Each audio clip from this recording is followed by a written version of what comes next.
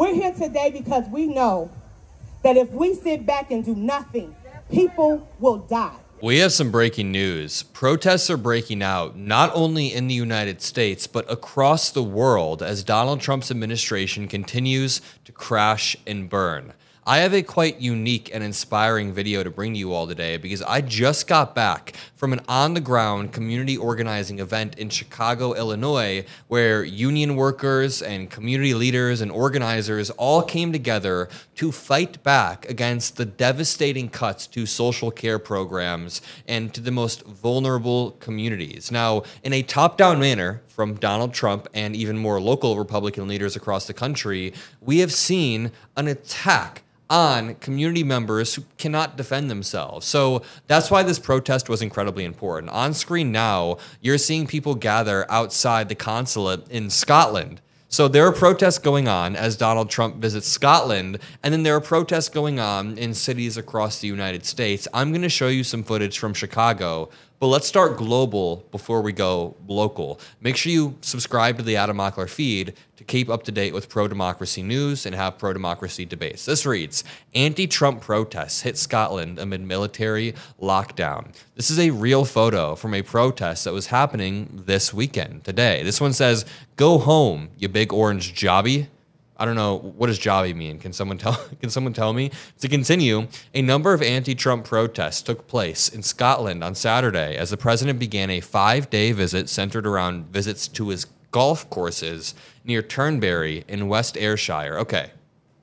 No wonder people are protesting. This dude is focused on his golf courses while we were on the ground talking about, Social Security and Medicaid and things that Americans actually care about. I was at this event hosted by the SEIU, which is one of the most powerful unions in the country. And one leader named State Senator Lakesia Collins really uniquely impressed me. She was reminding the crowd that Republicans in a top-down manner are attacking this. Let me play this clip that I just recorded moments ago. Make sure you drop a like to spread the message.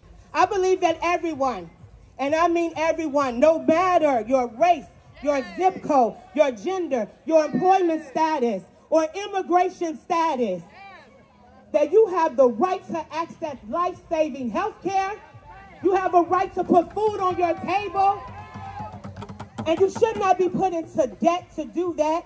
You have a right to a safe community and not to have to live in fear of your family being separated.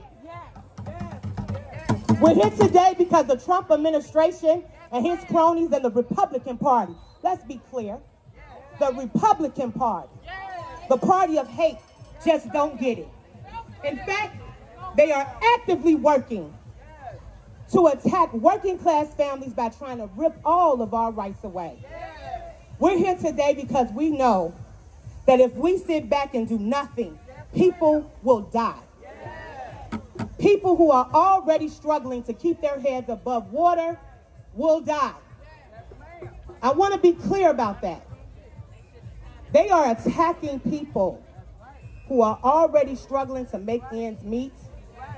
And the progress that we have already made through these fights, they are attacking us. What an amazingly captivating speaker. And I have more clips. In that break, I looked up what jobby means. It's an excrement or a piece of poop. So I guess this sign fits. Go home, you big orange jobby. But before I play this next clip, I just want to break down some of the stakes right here, because not long ago, the SEIU joined multiple other unions in suing the Trump admin over their union busting. This has been going on for a while. At the same time, the Trump admin's Medicaid cuts puts the ADA and Americans with disabilities at risk. This was a deliberate choice coming from Republicans to prioritize billionaires over the working class, billionaires over vulnerable people, and billionaires over babies. Literally, people who are just born onto this planet are not being prioritized because apparently billionaires need another yacht. So the rally in Chicago is proof that people aren't giving up. Let me play this part that I found great.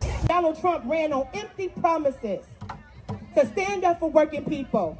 And instead they passed this big ugly ass bill. Yes, your politician cursed, I do, I'm sorry.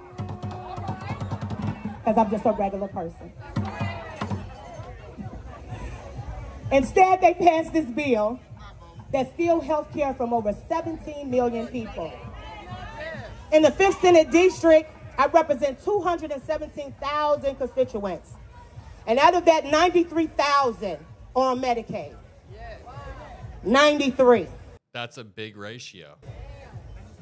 And we have safety net hospitals right now that are looking to close, not only here in Chicago, but in the rural communities in the state of Illinois as well. So while they're trying to attack Democrats, they're attacking their own. Their own voters are being screwed over. And then it got school funding and food aid. So from my story as a young person who barely had a roof over her head, barely had food to eat, I was looking to go to school so I can get that extra meal or extra snack in my bag to go back home with.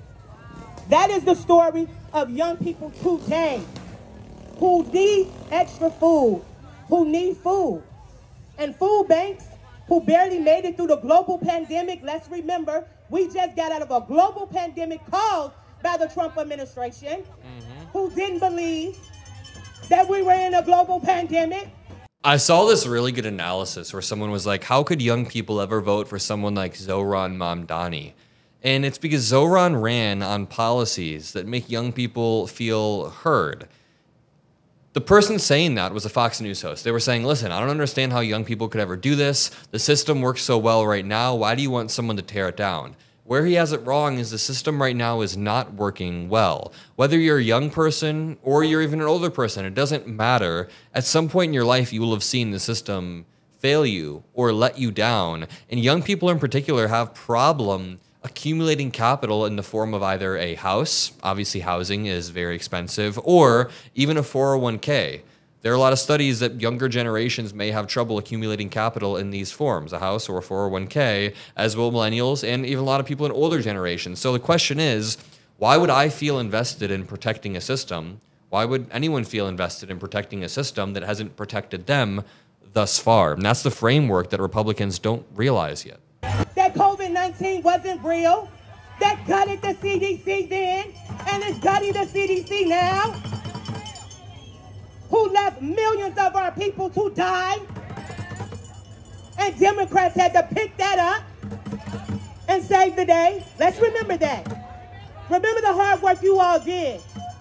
The many people that you saw pass away because of their careless acts then. And it also jeopardized our clean air and water. That's what it does. It jeopardizes the clean air and water, and it pulls back all of the progress that we have done. What I thought was cool is there were even signs saying no more ICE raids. So while we talk a lot about stories relating to national politics, I talk a lot about, let's say, ICE raids that happen in other states, or we talk about deportations or the Epstein client list. We often talk about Medicaid cuts that affect the whole country. It's really nice to zoom in on specific communities or districts and see what people care about. And it's pretty in line with what we're talking about every single day, which is Medicaid cuts, which is the cuts to our most vulnerable communities. I want to shout out some of the incredible organizations behind this effort. We have SEIU, the National Domestic Workers Alliance, AFT, Family Values at Work. Planned Parenthood was a part of this, along with the Working Families Party and Caring Across Generations, so many more. But thank you, everybody, for showing up. This is all about showing up for each other. I'm glad that I got the invite and was able to go. And the fight isn't over. Many of these cuts don't take effect until 2027 or 2028, which means we have time to speak out, stay engaged, to stay informed. In the midterms, we will win back. So spread the word. If you made it this far in the video, comment some blue hearts. I really appreciate everything. And I'll see you all in the next one. Peace out.